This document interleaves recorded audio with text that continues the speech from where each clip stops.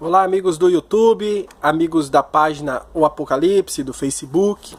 Eu sou Alisson Dias e eu quero fazer mais um estudo hoje no livro de Apocalipse. E o nosso estudo hoje vai se tratar de quem? Das duas testemunhas mártires. É um assunto que tem dividido muitas opiniões, tem muitos comentários aí a favor, contra e muitas interpretações. E eu vou passar para vocês a minha interpretação. Então, as duas testemunhas mártires se encontram no capítulo 11 de Apocalipse. E dos versículos 3 e 4, dá uma descrição delas. Vamos ler.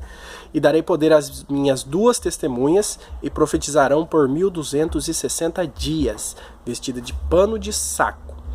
Estas duas são as oliveiras, e os dois castiçais que estão diante do Deus da terra. Então é o seguinte, essas duas testemunhas, são literais, são duas pessoas, e há muita discussão sobre a identidade delas, vamos falar depois. E aqui fala que elas profetizarão por 1260 dias, ou seja, 3 anos e meio, Nós já falamos que o governo do anticristo tem 7 anos de duração, 3 anos e meio ele é bonzinho, 3 anos e meio ele é malvado. Semana passada falamos sobre isso. Se você não assistiu, entra na minha playlist lá no YouTube e tá lá, o reinado do anticristo. Muito bem. E o anticristo, ele na parte dos 3 anos e meio depois, ele fica mal, E é nessa parte que as duas testemunhas vão agir, que fala aqui, que elas, aqui, darei poder às minhas testemunhas e profetizarão por 1260 dias, 3 anos e meio. 3 anos e meio da grande tribulação, que vai ocorrer terremoto, chuva de pedras, fogo, estrela caindo do céu e calamidades várias, E vestidas de pano de saco. Vamos pregar com humildade, Vamos pregar o quê? O que significa o pano de saco? Vamos pregar arrependimento. Vamos chegar para os homens e pedir arrependam-se, Estas são as duas oliveiras e os dois castiçais que estão diante do Deus da terra. Em Zacarias, no capítulo 4, versículo 2, você encontra aí uma descrição também de duas testemunhas, que são Josué e Zorobabel, Então fica aí aquela dúvida, Quem são essas duas testemunhas? Quem são essas duas pessoas, Versículos 5 e 6 diz assim, olha lá. E se alguém lhes quiser fazer mal, fogo sairá da sua boca e devorará os seus inimigos. E se alguém lhes quiser fazer mal, importa que assim seja morto. Essas têm poder para fechar o céu para que não chova nos dias da sua profecia, e têm poder sobre as águas para convertê-las em sangue, e para ferir a terra com toda sorte de pragas quantas vezes quiserem.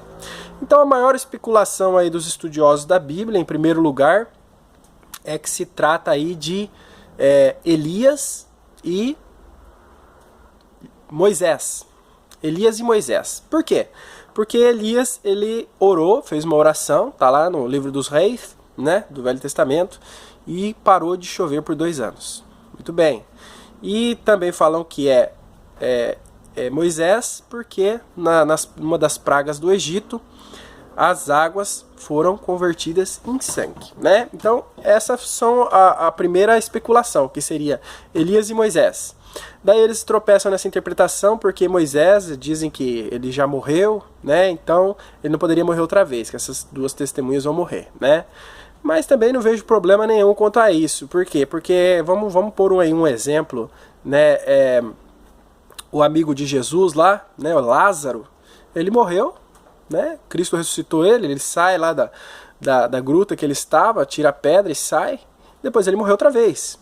Não há problema nenhum quanto a isso, E pode ser Elias e Moisés, mas eu não arrisco palpite. Tem outras várias interpretações que seria o apóstolo Pedro, apóstolo Paulo, Josué e Zorobabel por causa de Zacarias 4:2, Elias e Enoque, que foram os 2 homens na Bíblia que não morreram, não experimentaram a morte. Elias foi trasladado, Enoque também, Mas a minha interpretação quanto a isso não precisamos saber, Sabemos que são 2 homens, são 2 pessoas enviados de Deus e que vão ter poderes especiais, Eles vão poder descer fogo do céu, eles vão poder fazer milagres, E não poderão ser impedidos. Então aqui Deus dá a esses 2 homens poder para pregar o evangelho pregar o arrependimento, para que aquele povo se arrependa, né? Por 3 anos e meio, e Deus dá condições para eles de conseguirem fazer isso. Como? Dando-lhe esses poderes, para que eles não sejam impedidos. A besta, né, o anticristo, que vai estar governando nessa época, ele vai fazer de tudo para parar esses dois. Por quê? Porque quem se arrepender vai ser salvo. Quem se arrepender também vai se voltar contra o governo do anticristo. Então ele vai fazer o que ele puder, né, para impedir esses dois. Mas Deus os dará poderes especiais para que continuem, né? Tem poder para fechar o céu, para que não chova nos dias da sua profecia, e tem poder para converter as águas em sangue e ferir a terra com sorte de pragas quantas vezes quiserem. Então eles têm uma proteção especial de Deus para conseguir fazer o seu trabalho, para conseguir fazer a sua pregação sem ser impedidos. Mas, findados 3 anos e meio desse tempo que eles profetizarão, eles serão o quê? Vencidos. Versículos 7 a 10. E quando acabarem o seu testemunho, a besta que sobe do abismo lhes fará guerra e as vencerá, e as matará. E jazerá o seu corpo morto na praça da grande cidade, que espiritualmente se chama Sodoma e Egito, onde o seu Senhor também foi crucificado. E os homens de vários povos e tribos e línguas e nações verão seu corpo morto por 3 dias e meio. E não permitirão que o seu corpo morto seja posto em sepulcros. E os que habitam na terra se regozijarão sobre eles e se alegrarão, e mandarão presentes uns aos outros, porquanto estes 2 profetas tinham atormentado os que habitam sobre a terra. Então são 2 pessoas, certo? Durante a grande tribulação, existem 2 classes de salvos lá. Tem 2 tipos de salvo. Um dos salvos são quem? A igreja de Cristo, que não vai ser arrebatada antes, ela vai passar pela tribulação. Essa é a primeira classe de salvos. E a segunda classe de salvos são os judeus, né? São citados aí uma parte deles pelos 144 mil selados na testa, com o nome de Deus. Então, uma dessas testemunhas representa a igreja de Cristo, e a outra dessas testemunhas representa os judeus convertidos a Cristo. Então acredito que um desses 2 vai liderar o trabalho evangelístico de pregação do arrependimento sobre a igreja. O outro vai liderar o trabalho de pregação do evangelho sobre os judeus convertidos, né? Então eles vão pregar. Pregar, pano de saco, quer dizer, arrependimento. Terminou os 3 anos e meio, Deus vai dar permissão para o anticristo para que ele derrote.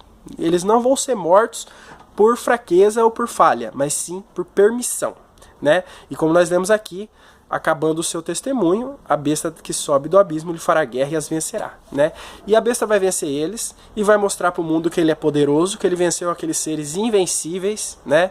Mas o mundo não sabe que venceu, né? Que ele conseguiu vencer as 2 testemunhas, porque Deus, né, que concedeu, o mundo não sabe disso, né? Tudo é sob a permissão de Deus.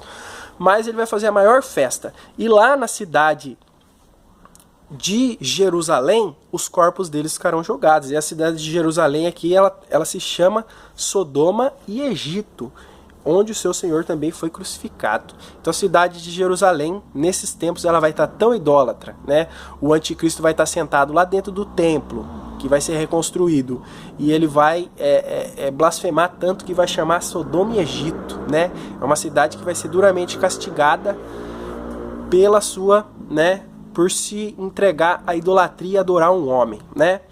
Tudo bem. E ele vai deixar os corpos lá jogados. Nesse momento, os jornais, que os jornais hoje já trabalham para o governo, né? Quanto mais no tempo do anticristo. Eles vão noticiar para o mundo inteiro, vão ficar ali filmando, focalizando aqueles corpos mortos, né? Por 3 dias e meio. Aqui fala, né? Ó, no versículo 8, jazerá seu corpo morto na praça da grande cidade, né? E não vão enterrar. No versículo 9, e homens de vários povos, tribos, línguas e nações verão seu corpo morto por 3 dias e meio. Então, o que isso quer dizer?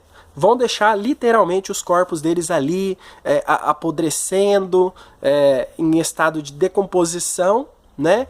E vão deixar ali como prova do poder do anticristo. E não vão enterrá-los por 3 dias e meio. O que eles estão... Por que 3 dias e meio? Porque eles pregaram o evangelho de Jesus Cristo, que é o terceiro dia, ele ressuscitou. Então eles vão falar assim, bom, se vocês falam que existe ressurreição de Cristo, ele ressuscitou ao terceiro dia, então vamos lá, vamos ver. Vamos jogar seus corpos aí, vamos ver se eles vão ressuscitar mesmo, né? E vai virar uma grande festa, né? Que fala que eles vão mandar presente uns pro outro, e os países que estavam brigados, estavam em guerra, eles vão se unir de novo, e vai ser uma grande festa mundial. E as câmeras ali da mídia daquela época vai estar focalizando ali aqueles corpos mortos. Muito bem. Passou o terceiro dia. 3 dias depois, eles chegam de manhã, olha lá, tá ali os corpos ainda. Não existe ressurreição, esse negócio de Deus é fantasia, é lorota e tal, né? E aí que eles festejam e comemoram, porque aqueles dois foram derrotados. Mas o que acontece na metade desse dia? Eles são ressuscitados. Versículos 11 e 12. E depois daqueles 3 dias e meio, o Espírito de vida, vindo de Deus, entrou neles. E puseram-se sobre os pés, e caiu grande temor sobre os que os viram. E ouviram uma grande voz do céu que lhes dizia, subi cá. E subiram ao céu em uma nuvem. E os seus inimigos os viram, né? Então o que acontece? Né? Deus faz um suspense, 3 dias passou, não ressuscitou, não existe ressurreição. Depois de meio-dia, tá lá os dois ressuscitados. Essa é a ressurreição final, eles ressuscitam no último dia da grande tribulação, certo? E já são arrebatados. Aí está o arrebatamento. É por isso que o arrebatamento acontece depois da tribulação. Olha o arrebatamento deles, ó. E ouviram uma grande voz, versículo 12, ó. E ouviram uma grande voz do céu que lhes dizia, subi cá. E subiram em uma nuvem e os seus inimigos os viram. Nesse momento que eles ressuscitam, os crentes que estiverem vivos, né, nessa época, os seus corpos serão transformados em corpos glorificados. Vão subir com eles. Esse ensino está lá nas cartas de Paulo, se eu não me engano, em Coríntios. E também os que estavam mortos, os crentes mortos, ressuscitarão. E aí sim se dá o arrebatamento, junto com esse. Porque não pode haver dois. Um arrebatamento antes, um arrebatamento depois, um arrebatamento no meio. Não, é um só. Né? A Bíblia só conta um. E tá aqui o arrebatamento, ó. Vou ler de novo. E depois daqueles 3 dias e meio, o Espírito de vida vindo de Deus entrou neles e puseram-se sobre os seus pés e caiu grande temor sobre os que os viram. E nós sabemos também que ressurreição para os salvos é uma só. Antes do milênio, uma ressurreição para os salvos e outra ressurreição para os perdidos. Os salvos ressuscitam uma vez. Então, está aqui a prova de ressurreição e a prova também de arrebatamento depois da grande tribulação, né? E depois que eles ressuscitam, Deus mostra o seu poder e salva esses dois, né? São ressuscitados e são arrebatados aos céus junto com todos os crentes, né? Sejam judeus ou a igreja de Cristo. E o mundo vai ficar aterrorizado. Aí eles vão, infelizmente, reconhecer tardiamente, né, que Deus existe, que Deus é o Todo-Poderoso. No versículo 13. E naquela mesma hora houve um grande terremoto e caiu a 10ª parte da cidade. E no terremoto foram mortos 7.000 homens. E os demais ficaram muito atemorizados e deram glória ao Deus do céu. Então, depois disso, vai ficar provado para o homem que Deus é o Todo-Poderoso, que ele tem poder sobre a morte. E imediatamente, você pode continuar lendo aí o capítulo 11, você vai falar da 7ª trombeta, já é a volta de Cristo para a terra e o estabelecimento do seu reino milenar. E ficou mais do que provado que Deus é o Todo-Poderoso, né? E essas 2 testemunhas vão pregar, e se você tiver vivo, você vai acompanhá-los na pregação do Evangelho no mundo todo, pregando o arrependimento. E compartilha esse vídeo, ajude, joga no Facebook, joga no YouTube, me ajuda a compartilhar para que mais pessoas saibam. Até mais!